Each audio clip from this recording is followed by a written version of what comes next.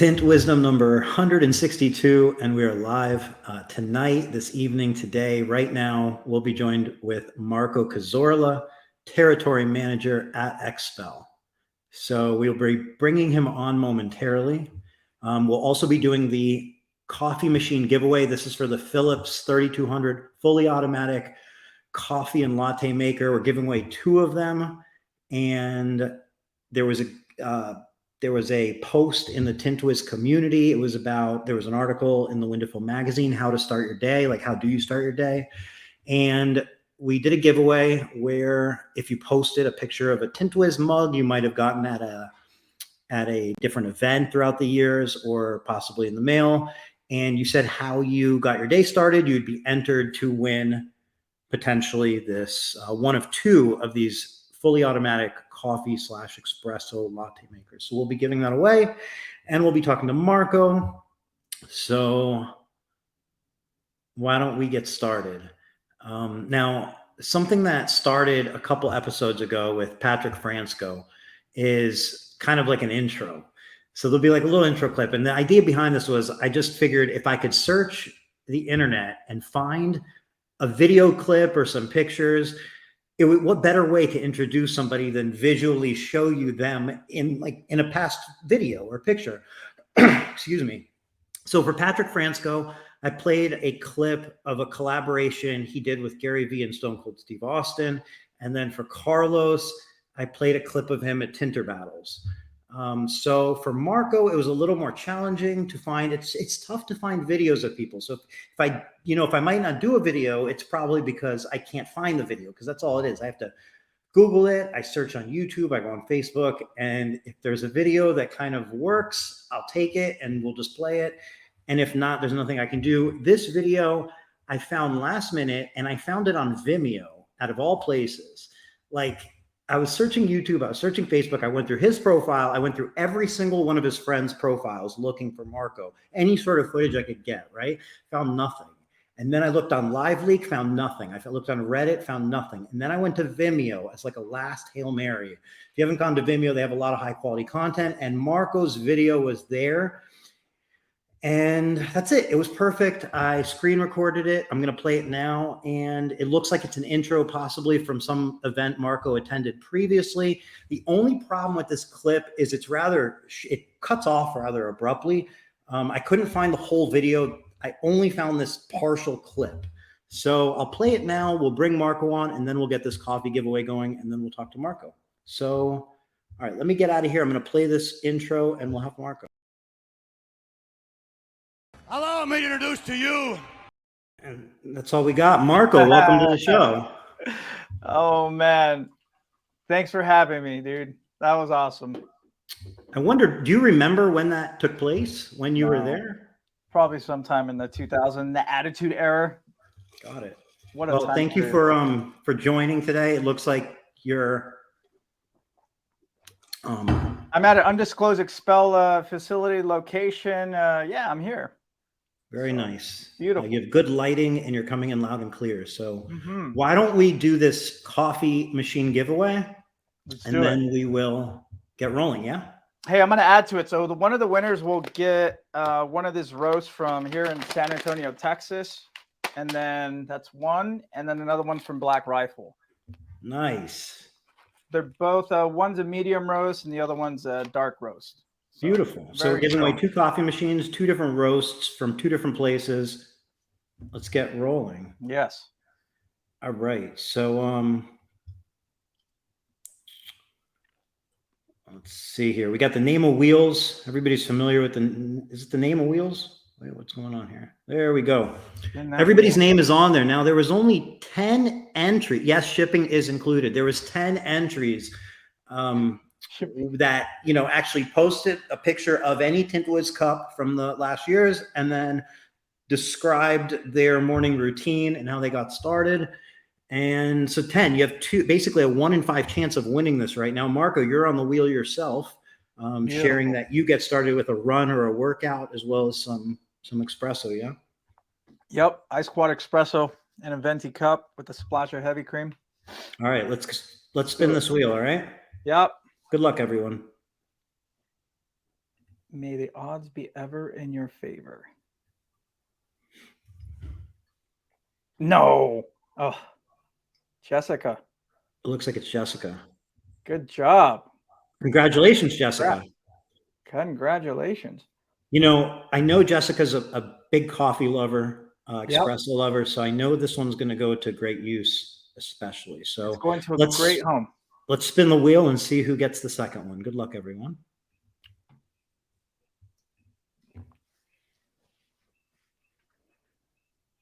Oh, Michelle Hurtado. Michelle Hurtado. Oh, yeah. Another wonderful winner. Congratulations, Michelle. Nice. Congratulations. So those will ship out and good to go. Marco Cazorla, territory manager for XPEL, as we saw in that intro. Thank you. Beautiful. Previously, why don't we pull up some pictures real quick? Okay. Well, at least one picture. Let me pull up one picture. Now, previously, you were a trainer working at XPEL, yeah? Doing training? Yes. Yep. Here's a picture of you training. Yeah, look at that.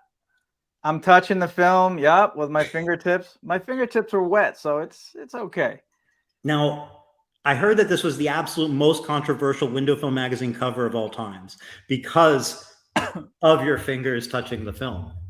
I mean, I'm sure it was, but there's many ways to tint a window for sure. It's okay. I rinse my fingertips. Some guys lick their fingertips. Some guys have a little bucket they dip their hands in and then they grab the film, but I rinse my fingertips. Well, regardless of how many film has your DNA on it from your fingers, you are uncancelable, Marco. So we have some more pictures. These were from your training days, yeah? Yes. Yeah, that's me and Golden Child when we were in South Carolina, one of the Sunstoppers locations. I think the Sunstoppers headquarters. Okay. Anyways, that was fun. That was SEMA 2021. That's Brandon on my right. Small story, Brandon, me and Brandon grew up in the same area. So he works where I used to live. And where is that? Hawthorne, California. Yeah. Nice. He's a beast. He's a very good installer. Very, very good installer.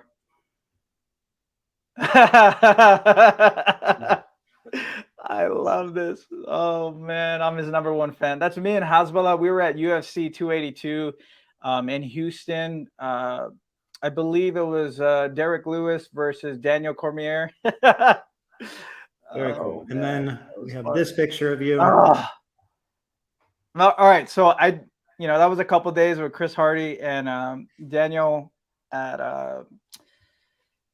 Shark BJJ a couple days ago. So I did jujitsu there, and then today I'm gonna do mental jujitsu with you. So mental jujitsu, that's hilarious. So all right, so I'm definitely a white belt there. Jesus, that was fun.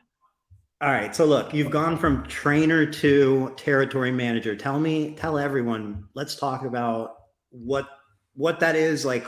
What do you love about this new position? What what new challenges you face with it, and so on. Yeah, it's a very different leap, right? In a way. I mean, you're still servicing dealers, just differently. Yeah, still servicing dealers. I said this to someone else. Like, it's almost like I'm part of a different part of the company.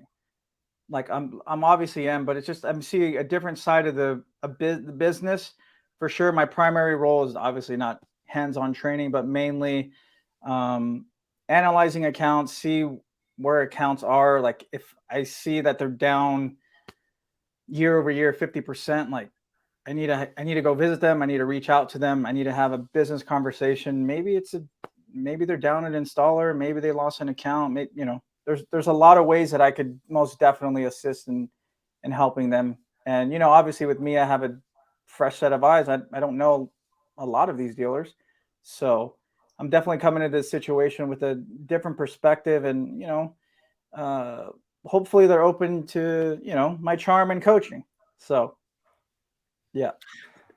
So okay, Jordan asked a great question. What brought you back? So what brought you back to XPEL? As in, what about XPEL just makes it the right fit for you? Yeah. So, I mean, let's just be honest. Everyone knows that I took a break from XPEL. I went to go do some consulting with Matico, and real brief, like, I was talking to multiple companies. I liked Matico because that was the company that I felt that I could have like an instant impact specifically with a product. And that was, the windshield protection tint. And, I did what I needed to do. And the XPEL team, they gave me an offer. They gave me something I couldn't refuse, and I'm glad to be back. So like what stands out? Like, So what do you like about the team so much? Outside of obviously like the role you have, the team, the people you work with, what stands out to you? Or including, spread that question out to the dealers you also service, because obviously that's going to be a part of why you do what you do.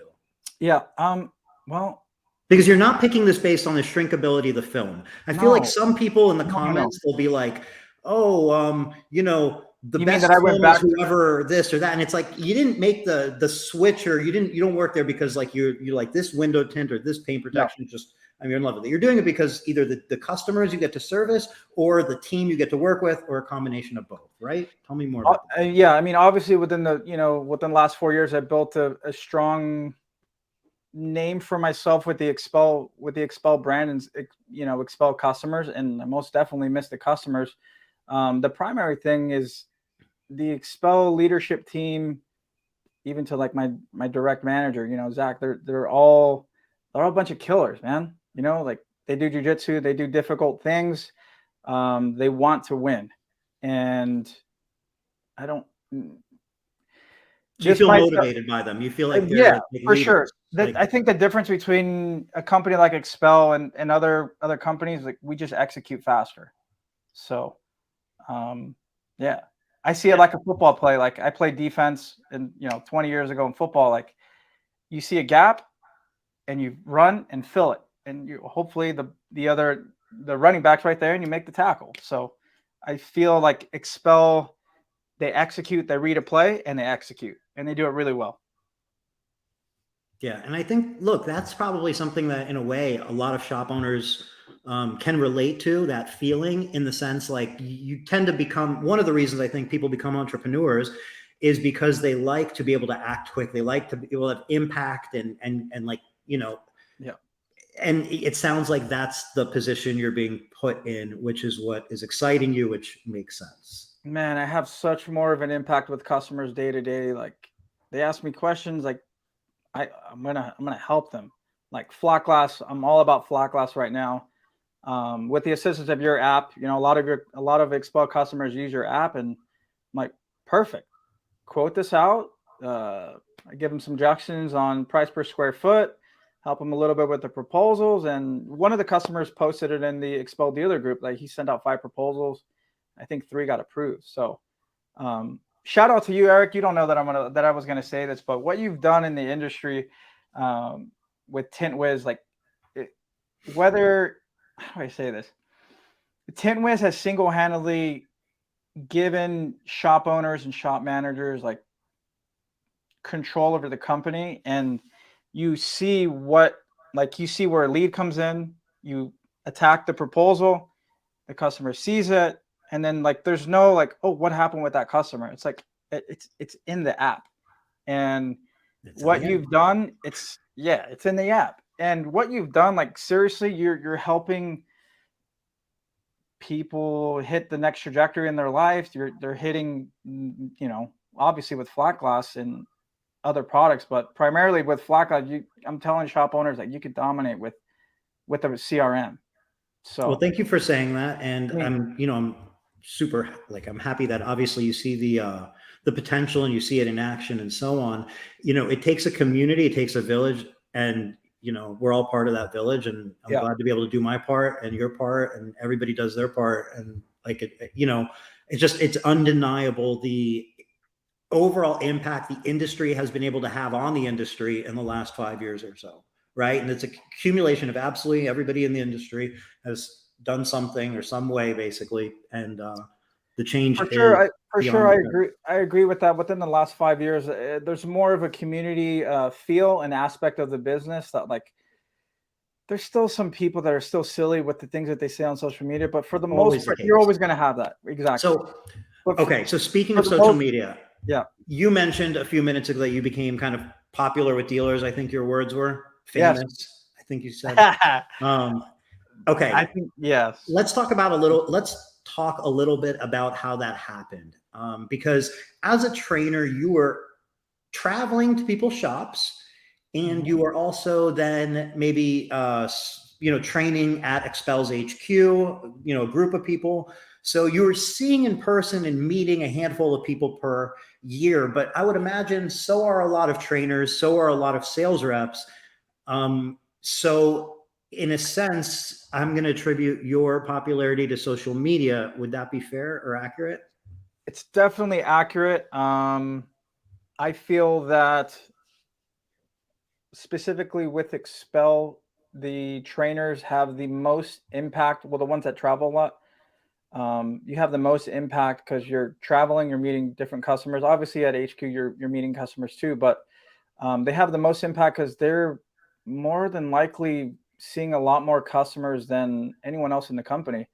So I like to see it like some of the trainers are the highest level executive that an XPEL dealer would ever see. You know, because territory managers have uh, large territories and they might see their customer maybe once a year. You know, so definitely I ran with that. Definitely high risk for sure because I was uh, making a lot of content, putting myself out there, representing the XPEL brand big time. So Okay, um, so making a lot of content. What was your mindset when you were making this content as far as what to make? Um, yeah, how did you decide what to do in those videos? What's going to be your niche or your angle? I've been taking apart panels for 20 years, so a lot of installers I find that when they bottom load, they have it's just a quicker ramp up time to do an install, depending on the vehicle, obviously. Um, so I find that there was a lot of common questions. I've made content on basically questions that customers would ask me. How do you take this apart? How do you do that? I was like, okay, I'll just put a GoPro on my head and then just did the how to's. So I definitely led with that. I got popular by putting myself out there. Do you So think you'll leverage that same sort of concept by making videos of what customers ask you when it comes to now, instead of being training, but in the territory manager role? um, good question.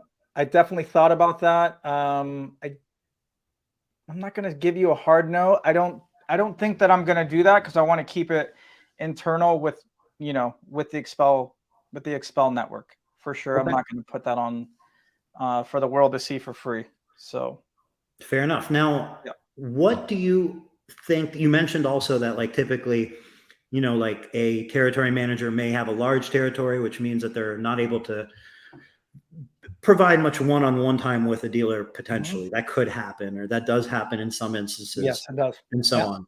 What do you have any sort of like plan yet to make sure you don't end up in that same position? Because I imagine it starts not that way, but a lot of times it almost like dead ends into that way. Yeah. So I Potentially. mean, I know that that XPEL spends a lot of money and dollars on marketing and stuff. So we tell our dealers like when we're opening them up, like we're not going to see you all the time, but we're going to send customers to your door. Like, do you want us to send customers that are going to be dropping money into your pocket, or do you want to see me just hang out with you and like not bullshit around, but like Right. would not would waste I time. know you're So, saying. I know you're saying. I think but typically like reps are either coming in there and potentially just kind of chatting, seeing yes, how you're doing, asking questions, yeah. kind of surveying, and So then slice. Sometimes there's a case where they go in and install once in a while, depending on the rep. They're hands for on. sure. Like I when I was in Corpus Christi last week, I did some installs with Ruben, and it was fun. It wasn't my primary thing, but he was dripping sweat, and the guy needed some help, so I just helped him do a windshield.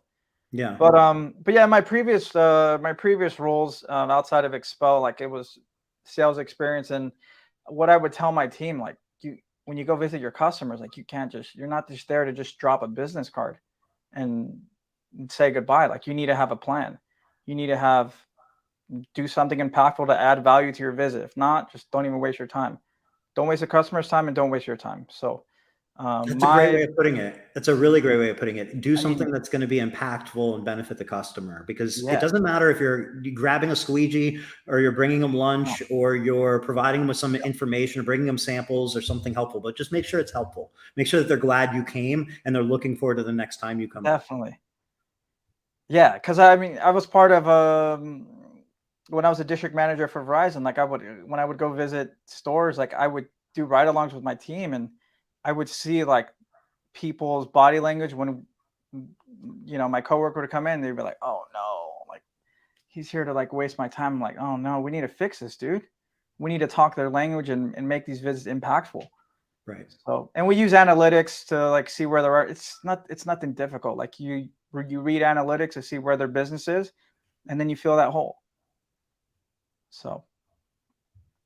Yeah. Well, you mentioned flat glass a few minutes ago, that you were into flat glass. Yes. So you've gotten bit by the flat glass bug. It's And once you're bit, that's it. Like, you can't get rid of it. Once you're bit, that's it. That's actually the flat glass tagline. Tell me more about why you're in love with flat glass. So, a lot of dealers, a lot of common questions that I get is, how do I quote this? What film do I use? And is this good for single pane or dual pane? Like, what film do I use? So I'm like, okay, these are like similar to what I said about bottom loading. I was like, oh, these are common questions. Like, okay, so it looks like I need to hit this hard, or spend more focus and attention on specific dealers that are asking those questions. So to me, flat glass has a longer sales cycle, but if you attack the quote, the proposal, do the consult quick, and you attack that and present and educate the customer on the type of glass that they have and recommend the correct film, you're more than likely going to close it for sure. But anyway, I like it because I'm in love, and I got bit with the flat glass bug is because a lot of dealers are not doing it, and it's obviously an opportunity. It's like a big, juicy, low-hanging fruit. Yeah. I mean, yes, it's going to impact the business, their business. It's going to impact the installer. It's going to impact XPEL. It's going to impact the end consumer. They're going to be cooler. They're going to be safer.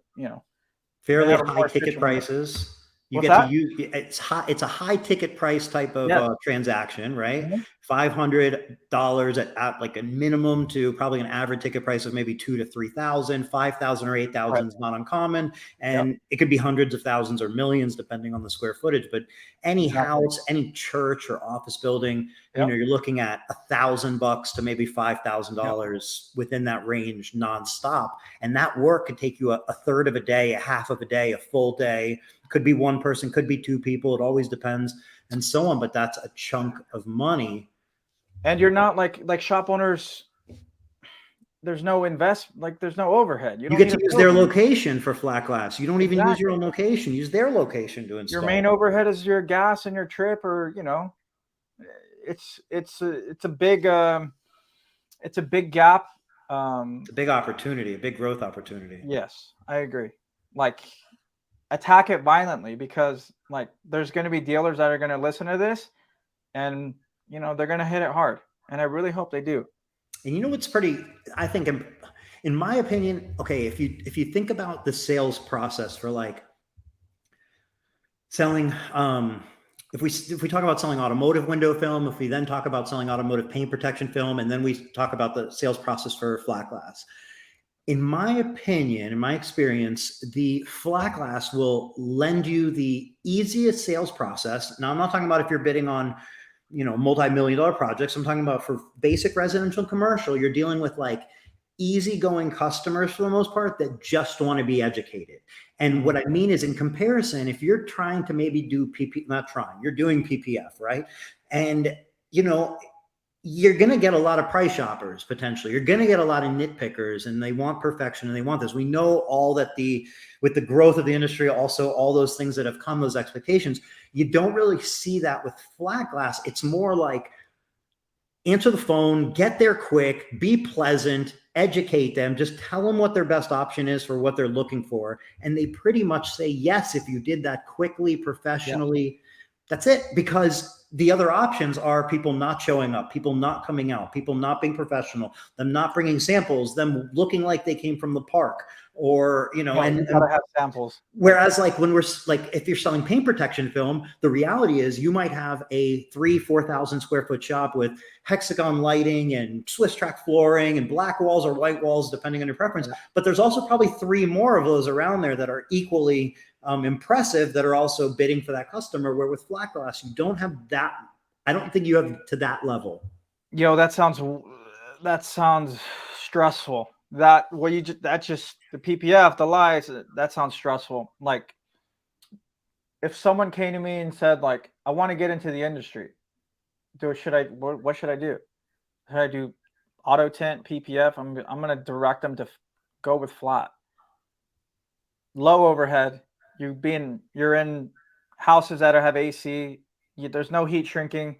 Yeah, you might have to get on a boom lift or get on some ladders, but I mean, face your fears of heights.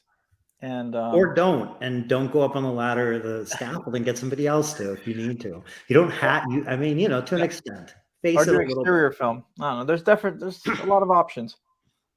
Yeah, I love that.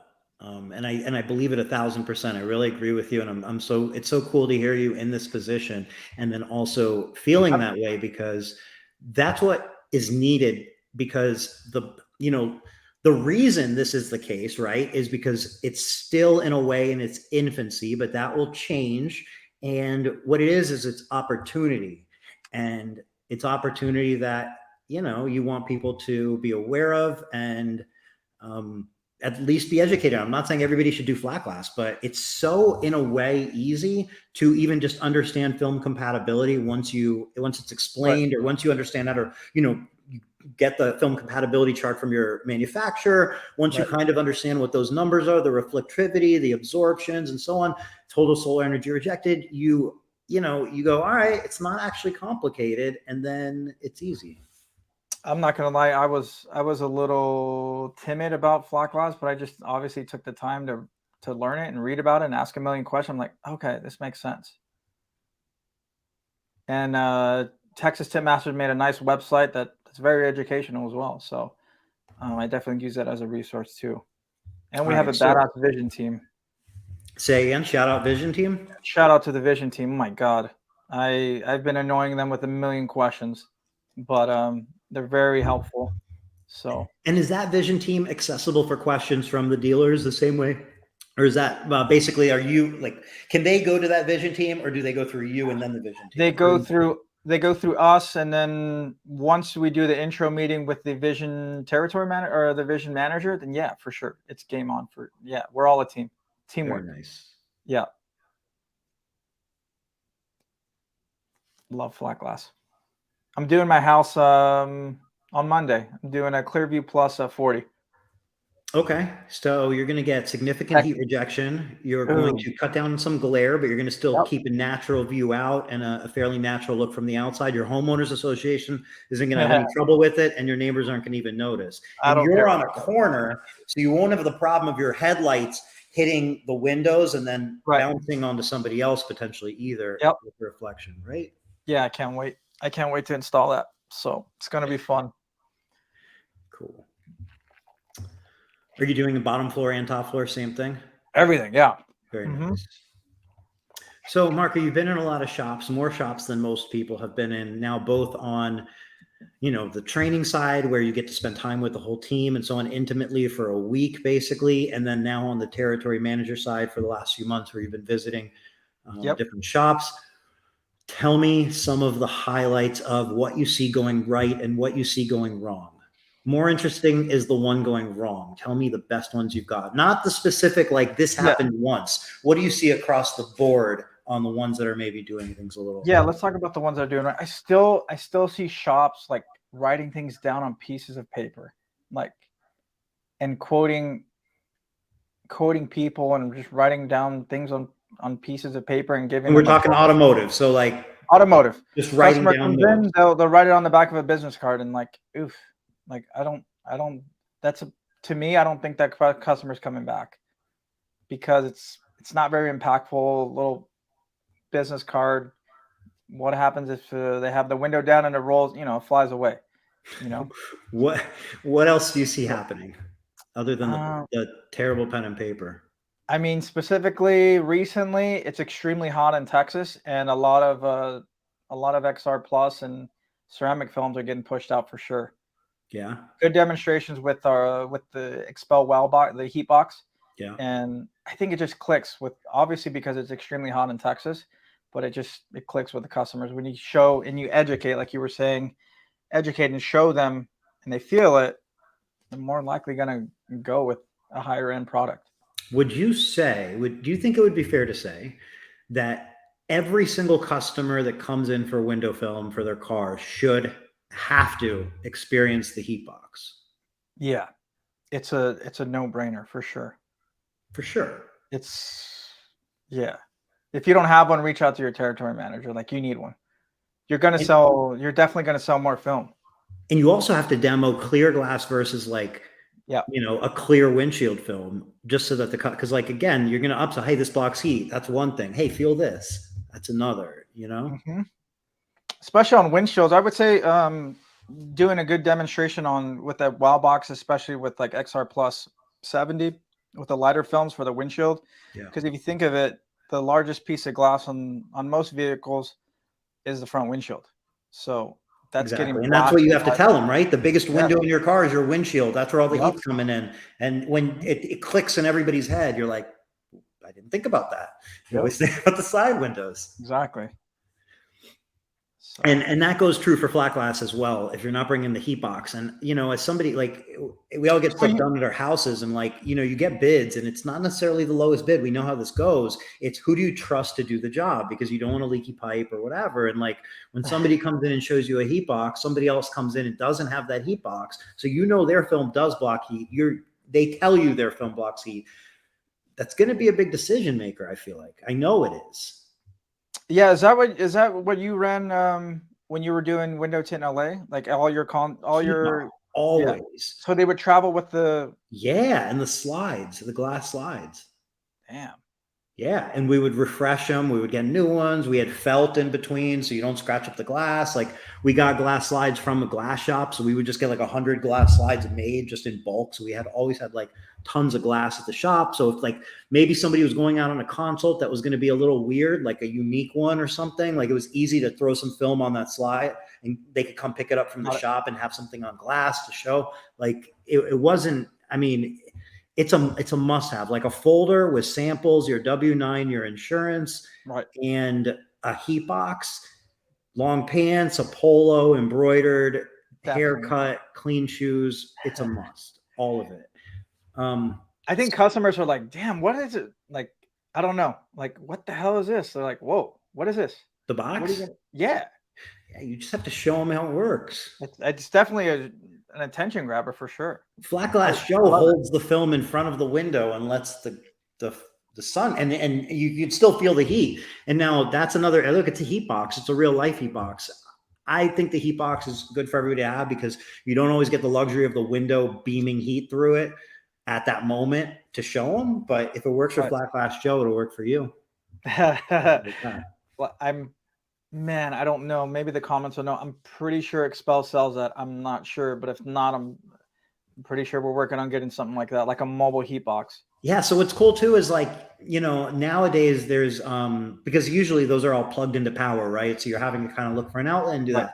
But now there's eBay or Amazon rather, you can get those power, little power things, right? Like little power USB, plug it in. So basically like a power bank can be attached to one of those and then you're good to go. You're not plugging anything anywhere.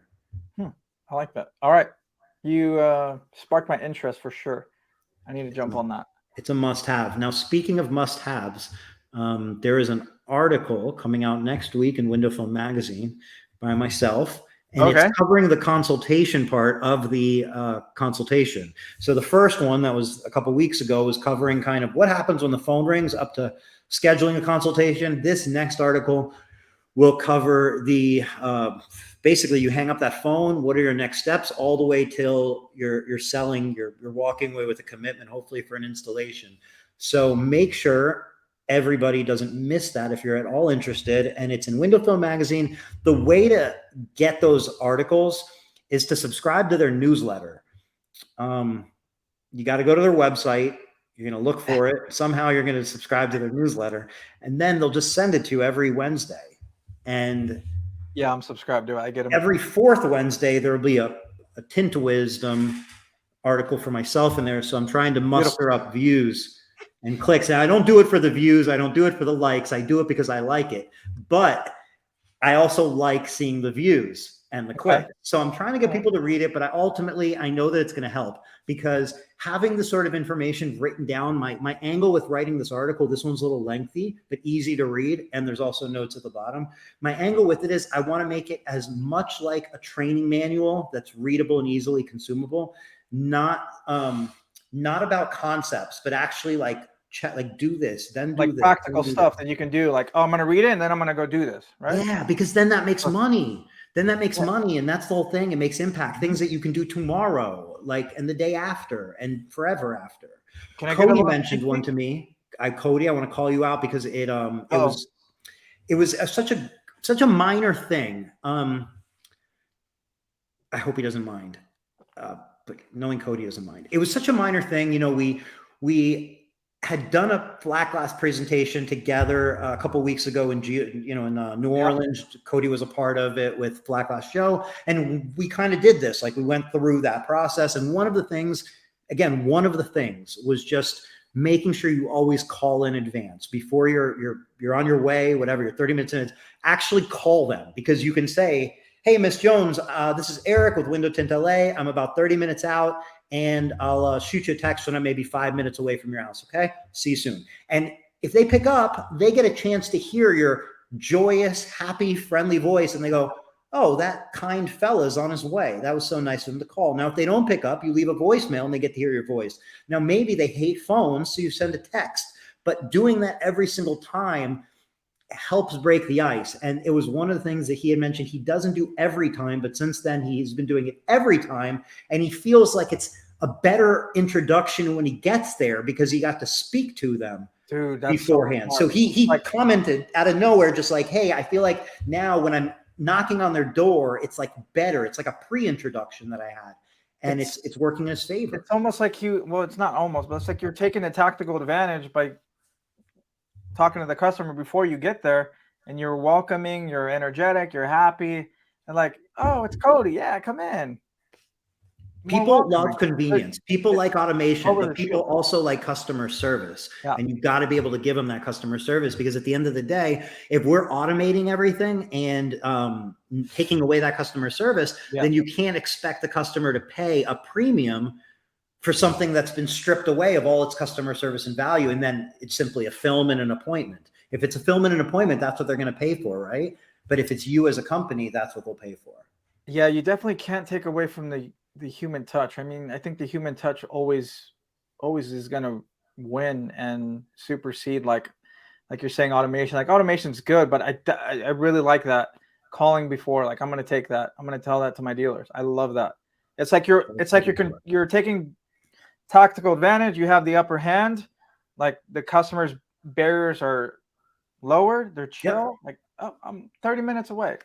Yep. I'm at Starbucks. You want something to drink? I don't know." Super nice. You're going to get that sale for sure if you do that. And wear booties on your shoes. Or take off your shoes. And when the customer says, "Hey, no, you're okay. You don't worry about it," you take them off anyway, because then they go, "Oh, wow, this person's going to take such good care of my home." Yes. They're so respectful, because that's what they're going to say. "Don't worry about it." And you go, no, it's no problem. Because at the end of the day, here's the thing too. When you get in that habit, you don't scratch somebody's wood floors with a rock that was stuck under your shoe. You're saving your installers, you're saving your consultants, you're saving yourself from little stupid things. When you don't park in their driveway, you're showing them respect. You're also not blocking them in. You're also not, God forbid, dropping oil on their driveway. What if it just drops water from the air conditioning, but they walk out thinking it's oil, and their initial reaction is, that motherfucker dropped oil on my windshield, on my concrete. And then what are they going to do? You have to take your finger, you put it in the liquid, and you taste it to figure out if it's antifreeze, water, whatever. Do you want your customer going through that experience after you had a consultation? You don't want to trigger those feelings of anxiety and rage. No. So and they might know jujitsu. They might get you in a rear naked choke, man. You never know. Stay in the driveway. So rear naked choke. We had a picture a few minutes ago. Okay. Of you with Hasbullah, and then also you with Chris Hardy and another black belt to your right, my Daniel. left. Daniel, tell me a little more about your journey with jiu-jitsu. Yo, so Chris has been, inviting me every week. I'm like, I can't go. I kept turning the guy down because I was traveling. So I was like, I'm free this Wednesday. He's like, oh, I'm not available. Can you come Monday? I'm like, yeah, it works out perfect. So I'm obviously a white belt. I've done some wrestling in high school and football in high school. Real quick, before Mr. Humble over here, you do have a black gi, which is nice, but you also have a black stripe on there, I noticed. You're a white belt black stripe, right? No, that's a typo. It was just an extra one they had. It was just electrical tape? No, it was just the one that they had. I don't know. It's an embroidery. I had no idea. I really was trying to give you credit. I thought you had made it to the stripe. No, dude, I am part of the white belt army, 1000%. So continue on. So was this your first time, second time, third time? It is my second time doing jiu-jitsu. The first time I did it a little bit in Houston, Texas, but yeah, I'm definitely a white belt. I didn't know that the class that I attended was advanced. So I'm like, I was in the fight of my life for 5 rounds, and definitely humbled me. Like I thought, like I run, I lift weights, do a lot of zone 1 cardio. To my goal is to lower body fat, and yeah. That's obvious, man. You don't have to tell people you work out. Yeah. I think everybody can obviously tell. Yeah. So I'm like, I think I could fight. I think I could wrestle because I got some background. No, it's not really fighting though, right? Like, I mean, you're not fighting. I felt like I was in the fight of my life. Like these guys were like, I always did like a double leg. I shot for a single leg. It's just no. It's these guys are killers. Like even like their white belts were super advanced. They're really good. Super humbling. Is it something you'll keep up with, you think? Knocked up my heart rate. I would like to try the beginners class, and then I'll go from there for sure. Definitely. You got to make sure, like if you're skiing, you don't start on a big slope. You go to the bunny slope. It's always important. Step 1 before 2. And I rolled with Chris Hardy. That boy, he's strong, man. Strong guy. You mentioned zone 1 cardio. What is that? Tell me more. Zone 1 cardio is a workout. So basically a light jog, but you can't go, what's the math? It's whatever your average resting heart rate is. You can't go over. If you double that, you can't go over that. That takes you out of zone 1. So basically a light jog or a just walking. Okay. And so what that does, I don't know the exact terminology, but when you do that, when you're fasting, zone 1, your body uses your body fat as the primary source of energy when you're at that heart rate. So my average heart rate's like, I think it's like 45. So my max zone 1 is 90. Got it. Okay. Yeah. Now, Cash mentioned the possibility of maybe you leading a run at the WFR family reunion, which is taking place in Athens, Georgia, July 26th through the 28th. Oh, 25th is the setup day, but the event is the 26th through the 28th. Yeah. Do you think you'd maybe lead a run during then? Yeah, for sure. I've been doing a 1 mile, testing Okay. myself on a 1 mile race. So Let's get the setup right now. Now, I know the event starts at Hey. 7 a.m. What time should this be, Cash? Wait, What what? time would you, and let's get this scheduled right here and there. I'm asking Cash, what time, what day? And we'll Wait, lock what do you you mean in, 7 Marco. a.m.? What? What do you mean 7 a.m.? Well, the event starts at 7 a.m. in the morning for competitors, and I think it opens at 8 for spectators.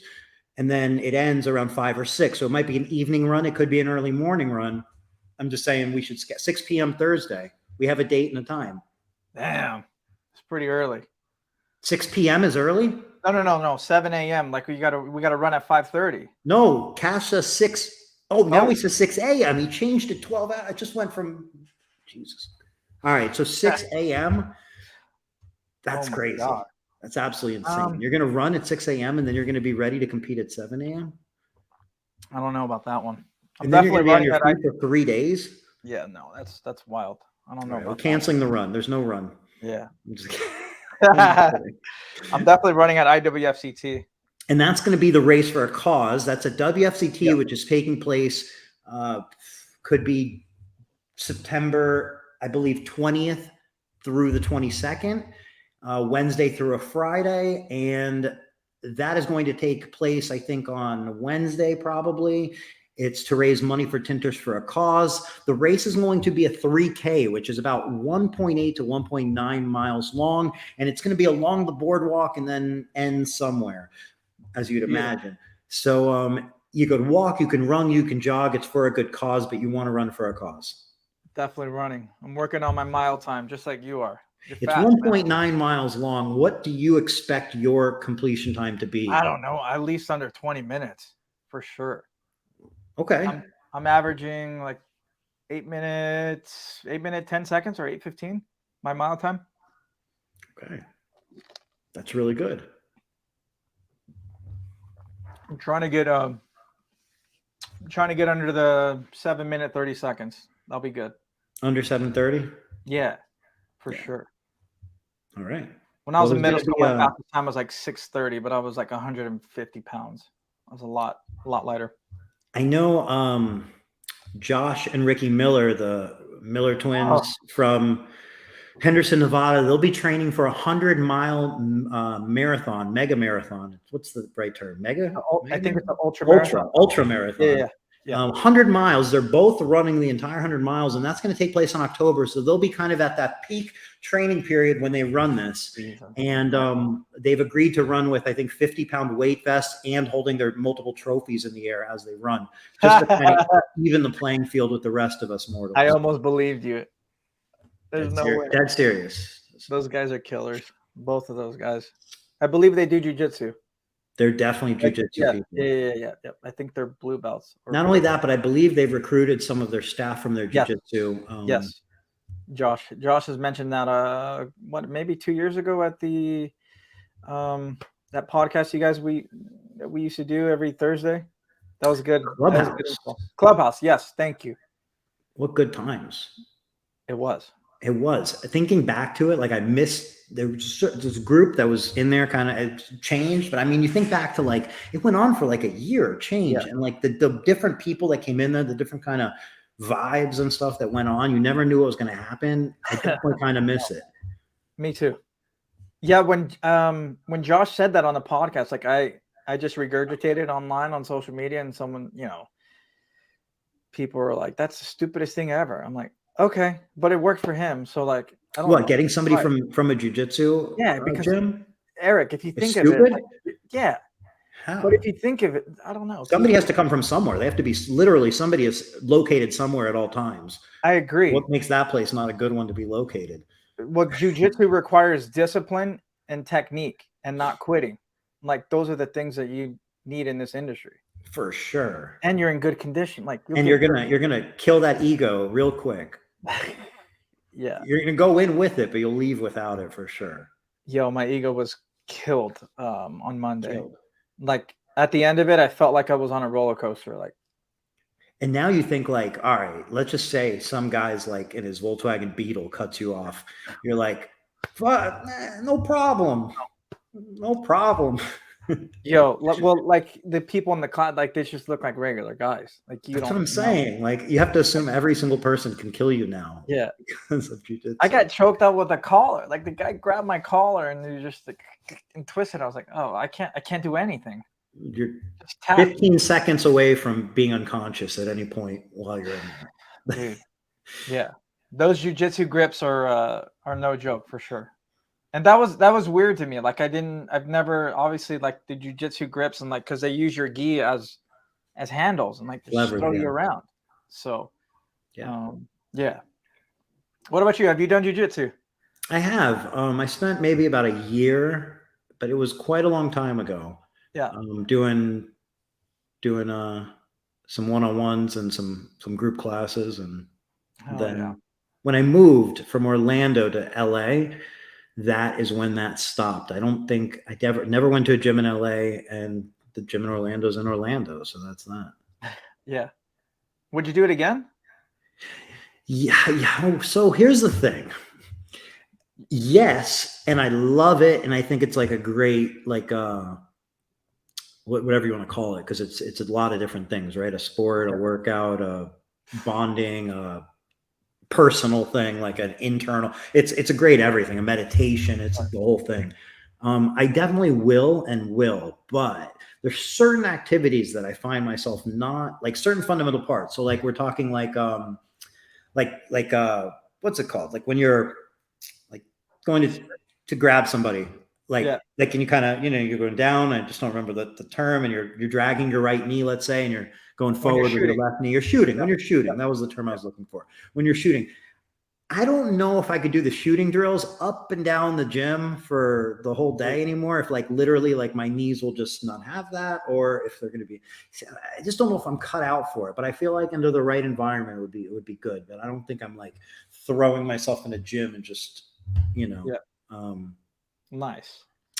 No, but something that obviously, but I'll share here is, and you've mentioned it, is the impact of the people around you, and you being motivated by Chris and jujitsu, me being motivated by you because you're doing 75 hard, and then me running a faster mile than you, and now you having to try to keep up and run faster than me. It keeps them like there's like a friendly reason to try harder, right? You're pulling that dog out of me, man. I'm like, damn. How did he got a faster mile time by like 1 minute and 30 seconds? I'm like, fuck, I gotta go. I cut a minute off my time from one run to the other, and simply I thought, okay, I have now a time to beat. I have to beat Marco's time, and it's not like you can time it. You don't know how it's going to end up until the end. Right. So knowing I just had to beat you, and then when I was like getting towards the end, I started thinking, well, if I run really hard, I'll have something to talk about. If I don't, this will just suck. I'll go home and I'll be like, damn, I'm still slow. So knowing that, channeling that, was able to demolish your time and my previous time. Hell yeah. I think the whole industry should do it too. That's join the Nike app. It's the Nike app, right? The Nike Run app. It's a Nike Run app. It's free. Marco, you sent it to me, and I appreciate it because it's perfect. It's free and it's easy. Yeah. And then it's really just like, it doesn't have to be like everybody has to do that. Even so, running 1 mile and just timing it, no matter what the time, is a good thing. But just understanding that concept of the people around you will help shape what you do, and try to leverage those in a fun way that is going to push you and the people around you to be better, healthier, faster, smarter. I agree. Whatever, learn something, whatever it is. I definitely agree. Especially our industry, man. There's some heavy guys. Like you gotta lower your body fat, man. Like it's not easy. It's just not easy. It's not easy, but it's worth acknowledging and pushing towards. No matter where you're starting, just there's progress. That's start small. Start small. Start with the 1 lap. That's it. Zone 1 cardio, definitely you'll lose a lot of body fat for sure. But you gotta eat clean though. Like eating's 80% of it, right? 70% of it, maybe. Exactly. But hey, another thing that happened was, I don't know, I think it was Billy Murray had invited everybody to a 25 push-up challenge like a year ago. Do you remember that? Yeah. Yes. Got me doing push-ups, still doing push-ups. I'm just saying, like, but that's agree. that's the industry and him stepping out and being like, hey, who wants to do this? People coming together, and then you feeling a little accountable because Right. there was a reason, there was a number, 25. You know, What was your mile time again? 8:10? you're misremembering. I feel like it was in the sevens. I'm sorry. 7:30? I think you're 7:45? remembering your time. Ha! I'm having a Let me president. check. I'm pulling it up now. Go Please ahead. don't go with the 8 though, because I feel like I've worked my way. Workout. Let me pause the workout. It was 7:40. Okay. That's 7:40. It was 8:39 the time prior, but it was 7:40. okay. That's my goal. I'm gonna try to beat that tomorrow. So are you running on a track or are you just running around your house? Like you're on the street? I run on the street, and some of the street has an incline, and it's against the wind. And I ran at around like in the heat because I'm trying to prepare for worst case scenario. You know what I mean? Okay, so you're definitely faster on a track then. I'm running on a track. Track's faster. Yeah. Yeah. Yeah. I'm having to watch for cars, pedestrians, like all sorts of shit's going on. And I'm checking the Nike app, and I have headphones in so I can't hear anything. I'm doing the same thing. Like I'm wondering where I'm at. Like, okay, third lap. Let me kick it up a notch for sure. Well, what's nice about the app is it tells you you're at the halfway point, and then it tells you your pace, and you can see your pace. So if your pace isn't going to be right, you speed it up. I think I have all my notifications turned off, like on everything on my phone. So I gotta turn that back on. Life's distracting with notifications, man. Especially like what we do on social media and stuff. Like I don't know how you do it, but I would say like 2 or 3 months ago, I turned literally all notifications off on social media. So like if someone says something, I don't know what you're saying unless someone screenshots it to me. And then I had. What do you mean? You feel like when you get on there though, it tells you like. No, so like if I tag you right now, you get on Facebook, it's going to be like your friend Eric tagged you in a post. Yes, but then I'll just click it and I'll say remove notification about this post. But okay, like when right, because you don't want to be notified that like every time somebody comments, it's like correct. But like when I post something, like on the XPEL dealer group, like I'll just after I post it, I'll click the I know what you're talking about. The notifications are overwhelming if you don't. Sometimes if you're as famous as you are and you're tagged in as many posts, I can imagine how many notifications. No, that's not why. It probably renders your phone unusable. Maybe, but it's super distracting, and yeah, I try to stay focused. I do my best. I got a lot going on. Marco, are you going to be at the WFR event next month on July 26th through the 28th? Yes. Will you be there? I will be there. Tint Wizdom will be there, and I will be there, and me and Dean Mitchell will be there, and I'm not sure about someone else. I'm not sure, but me and Dean will be there. Okay. Well, it's gonna be fun. It is. And then do you think you'll be at WFCT on behalf of XPEL this September? Yes, I will be there. All right. 100%. So if you want a piece of Marco, those are the two places you can see him live and in the flesh. I'll be giving away some of the magazines that I have. I signed a couple of them. I think I got like 20 left. So I need some more. Window Film magazine. Can you send me some more, please? Yeah, right. They're not going to send you more. It's the most controversial issue ever put out. I feel like they got rid of the press after yours came out. Oh my God. Yeah, I remember that. Yeah, the comment section was going on fire. Most controversial one ever. I've seen those on eBay before. The signed one, of course. But that's so funny. Yeah, I'll have some. Tyler framed his. I'm sure a lot of them framed him. Tyler who? Tyler Riley. Riley? Hell yeah. DFW's finest right there. He's a good man. Window Tint Queen, which is also aka Liz. Yeah. For people who don't know her real name, Window Tint Queen. She asked if we were having a booth at the event. We will be having a display, a setup at the WFR family reunion, and it's going to be the largest display we've ever had. Oof. It's going to be 800 square feet, which is 40 by 20. And I'm really excited about the some new things we're going to be bringing there and the concept of the booth, the space. Giving away coffee machines, hopefully. Maybe a win. Basically the size of an apartment, 800 square feet. It could be a 2-bedroom even, potentially. That's awesome. It's an apartment. So it's going to be a beautiful, hopefully setup, and we're really excited. And then we are officially, it hasn't been announced yet, but we are officially this is totally not announced yet, but we're a diamond sponsor at the WFCT again, which is the same as we were last year and the year before. So we will be back, and we'll be doing a different concept this year, very different, Nice. very different. I won't get into it. It's just different. And I'm looking forward to seeing how it turns out. So I hope everybody, if you can make it to those two events, you go. Man, Eric, you and Tint Wiz never fail. You always surprise me. You always deliver. Thank you. Undeniable. I appreciate that outlook. And can't wait. I look at these events as individual events, right? This is like, we're going to the WFR, that's its thing. Then we have the WFCD, that's a thing. And like, I think when you look at them as individual events, you have to go, well, why are people going to want to come to, like, if you're going to like 3 things in a year, hypothetically, right?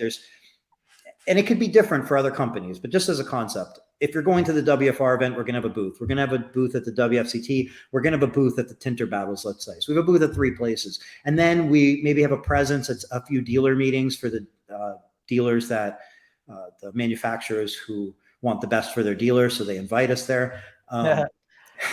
So what I'm saying is, if we're going to be at these different places, there has to be a reason to want to come to them every time, or you can't be looking at the same booth 6 times in 2 years, right? So that's all we try to do. The difference of what you do, like you're outside the box thinking, like what you do is impactful, and it's refreshing, it's different, and it's definitely needed.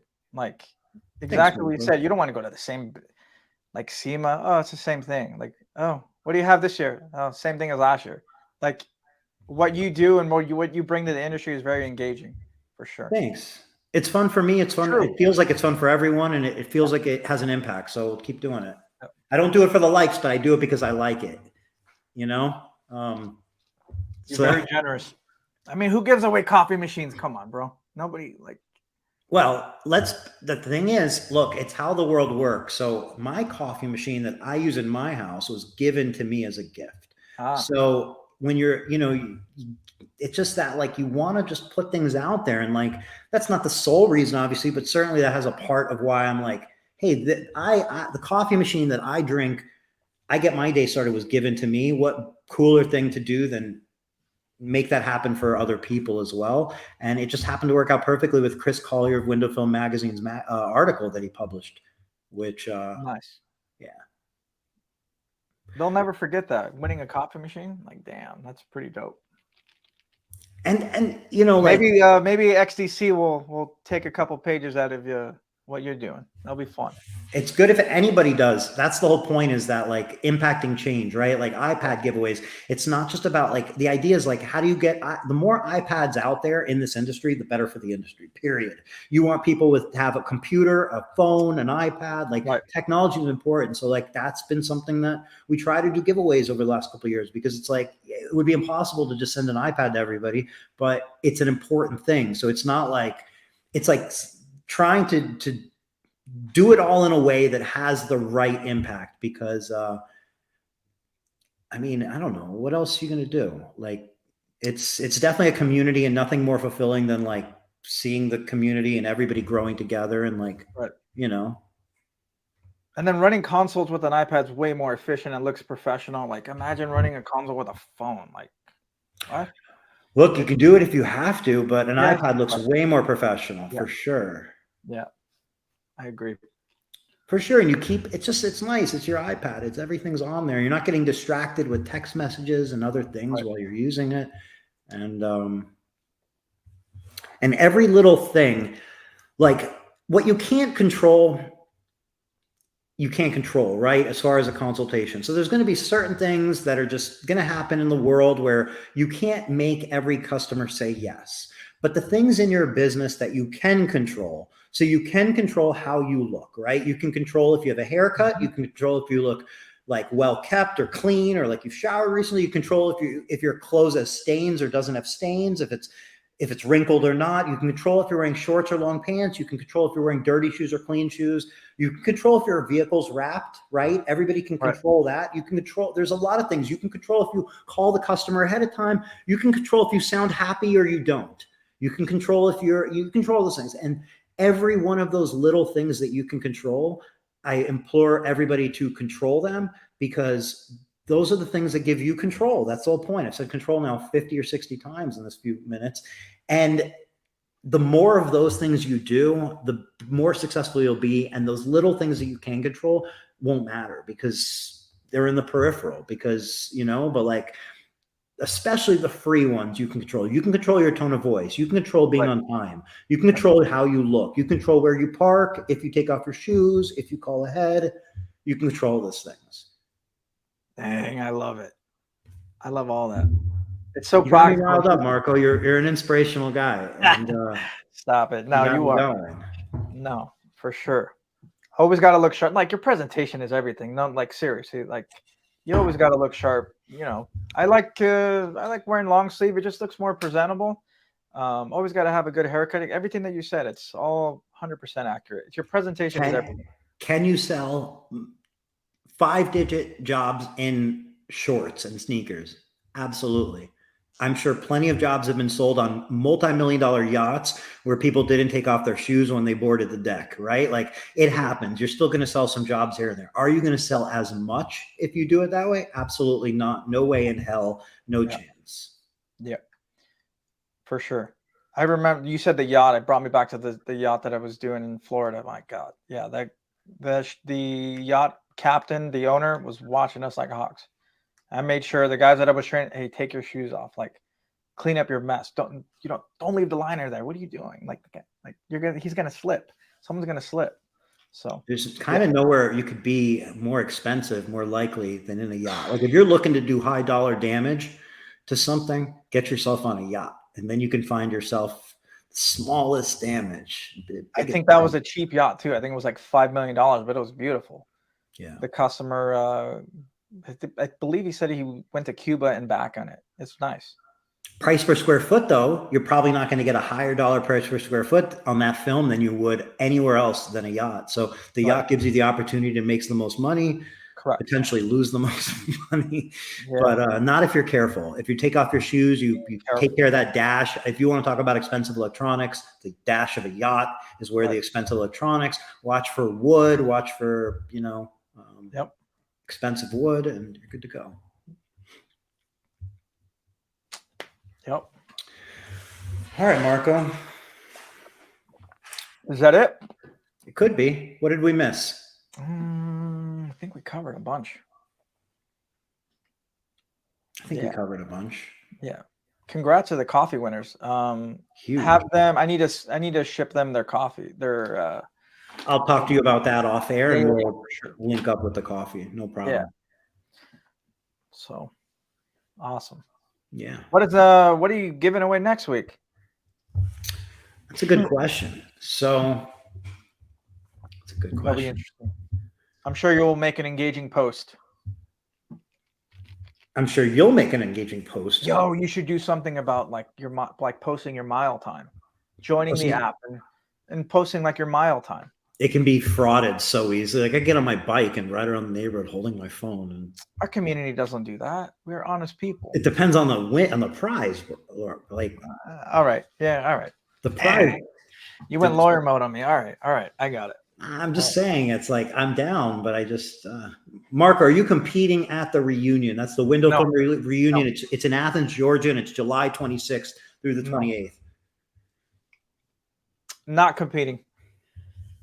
Are you able to? You would be allowed to compete potentially, right? I guess the reunion. Rick asked that, so I guess the answer is yes. Oh, I don't. Doesn't matter. How about WFCT? Any interest competing there?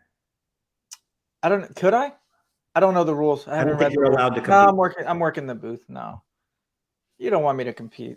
I'm all right. Let someone else win. It's a warning from the master. Should we play the intro again?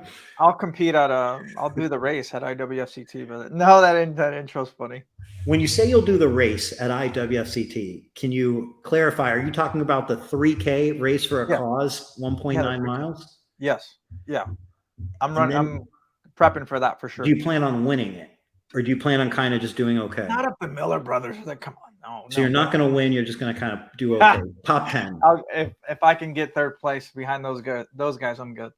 You heard it here first. Marco's going for third place. Don't say it like that. That you said it.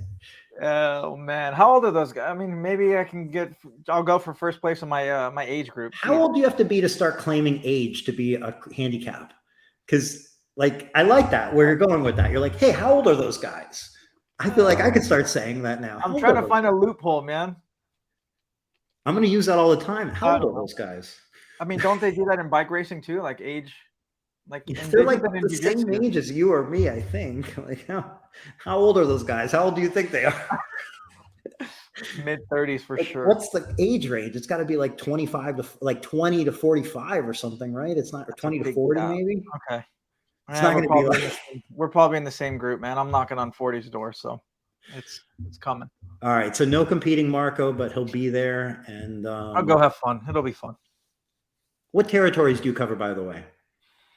Non-metropolitan cities of Texas, so pretty much anything outside of San Antonio, Dallas, Houston.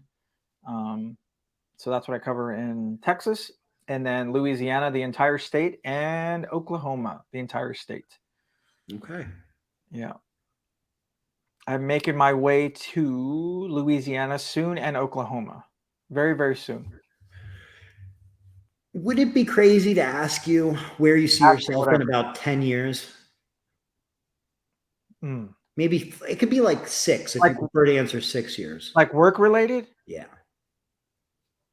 For sure. I would like to be a director at some level. Under 10. Director now. Sales director, Chris Hardy.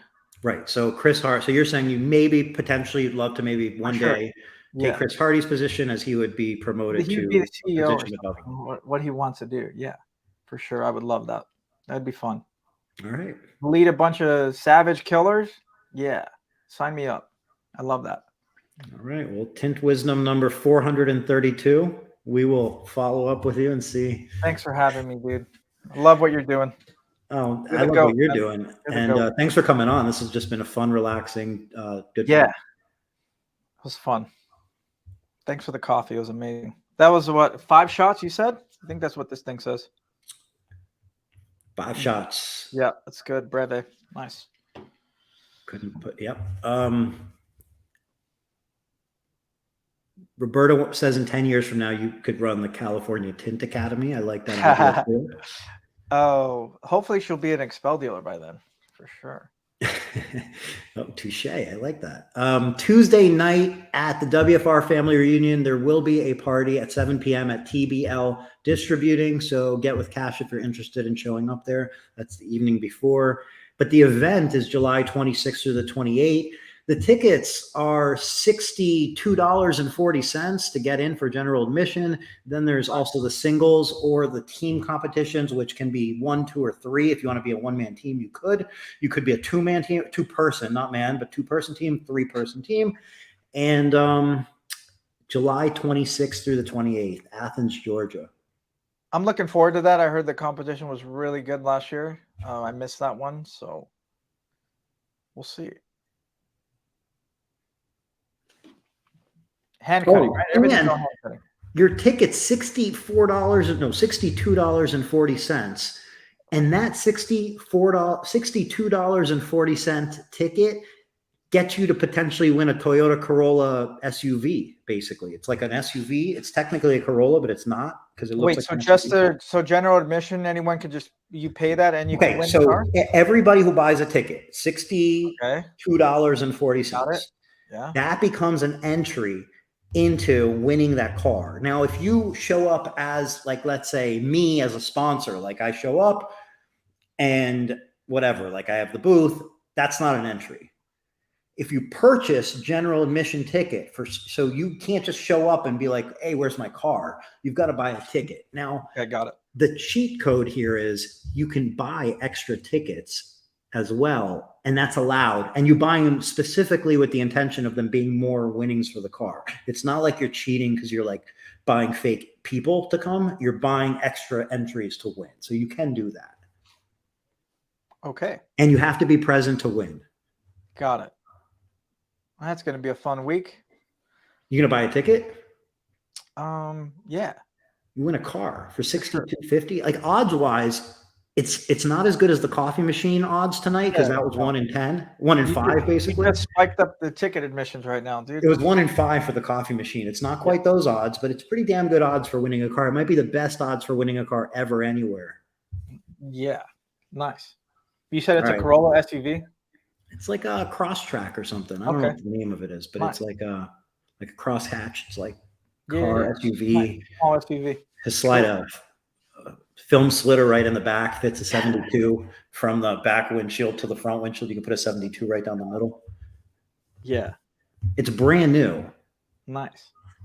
$62.40 for a ticket. That's a steal. It's called a Toyota Cross. Toyota Cross. Okay. Nice.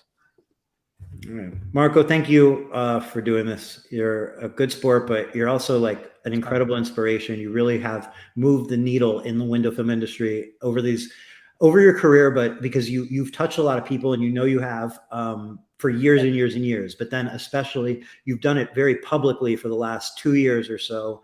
And I know that that's had a bigger inspirational effect across dealers, as well as I'm sure manufacturers, everybody down to myself and everybody else in this industry. So thank you for all you do. Never stop, keep kicking ass. And you're an awesome person with an incredible hairline and beard and energy in person. Dude, it's going. I'm trying to hold on to it. Thank you so much for the generous words, man. You're a good dude. I appreciate you. It's a small part of what I would say about you given the time. Thanks, man. Bye, Marco. Bye, everyone. Thank you all for watching. And yeah, we'll be back when we're back. Bye, everyone.